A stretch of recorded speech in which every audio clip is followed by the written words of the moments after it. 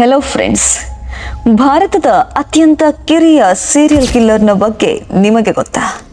ಆತನ ಹೆಸರೇ ಅಮರ್ಜಿತ್. ಈತ 7 ವರ್ಷದವನಿದ್ದಾಗಲೇ ಮೊದಲ ಕೊಲೆಯನ್ನ ಮಾಡ್ತಾನೆ.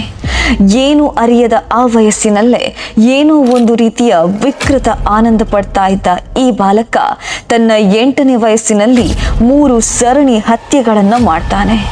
ಅಕ್ಕಪಕ್ಕದ ಮನೆಯ ಚಿಕ್ಕ ಮಕ್ಕಳನ್ನ ಈ ಬಾಲಕ ಗುರಿಯಾಗಿಟ್ಟು ಸಾಯಿಸ್ತಾ ಇದ್ದ.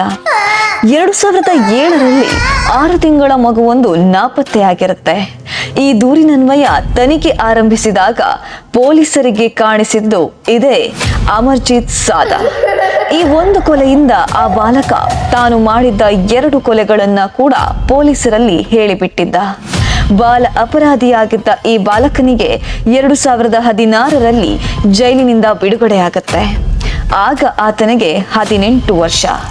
ಹೊಸ ಹೆಸರು, ಹೊಸ ವ್ಯಕ್ತಿಯಾಗಿ ಅಮರ್ಜಿತ್ ಜೈಲಿನಿಂದ ಹೊರಬಂದಿರ್ತಾನೆ ಎಂದು ಹೇಳಲಾಗತ್ತೆ. ಆದ್ರೆ ಆತ ಈಗ ಎಲ್ಲಿದ್ದಾನೆ, ಹೇಗಿದ್ದಾನೆ ಗೊತ್ತಿಲ್ಲ. ಎಲ್ಲೇ ಇರಲಿ, ಹೇಗೆ ಇರಲಿ, ಮತ್ತೆ ಆ ಕೆಲಸ ಶುರು ಮಾಡದೇ ಇರಲಿ. ಇದೇ ರೀತಿಯ ಇನ್ನಷ್ಟು ಹೊಸ ವಿಚಾರಗಳಿಗೆ ಎಕ್ಸ್ಪ್ಲೋರ್ ಕನ್ನಡಿಗ ಚಾನೆಲ್ ಅನ್ನ ಫಾಲೋ ಮಾಡ್ಕೊಳ್ಳಿ. ಹಾಗೆ ಯೂಟ್ಯೂಬ್ ಚಾನೆಲ್ ಅನ್ನ ಸಬ್ಸ್ಕ್ರೈಬ್ ಮಾಡಿ. ನಮಸ್ಕಾರ.